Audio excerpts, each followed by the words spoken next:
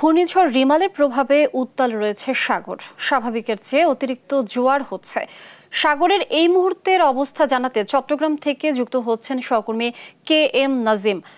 নাজিম, এই মুহূর্তে সাগরের চিত্র কেমন দেখছেন, আর চট্টগ্রাম বন্দরে কার্যক্রমের অবস্থা কি জানাবেন?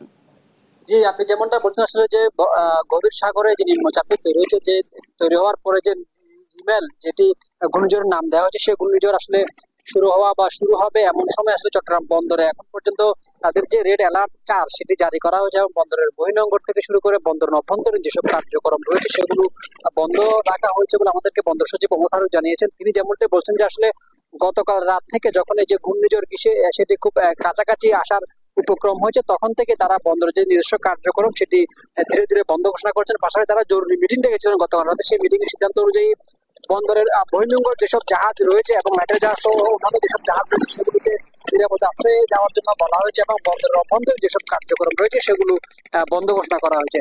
পাশাপাশি আজ সকাল থেকে তারা বন্দরের যে নিজস্ব যে রেড অ্যালার্ট সেটি জারি করেছে। আরেকটি বিষয় হচ্ছে যে চট্টগ্রাম বিমানবন্দরে তাদের যে বিমান উঠানামা কার্যক্রম আজ বেলা 12টা থেকে রাত 8টা পর্যন্ত বন্ধ রাখা হয়েছে।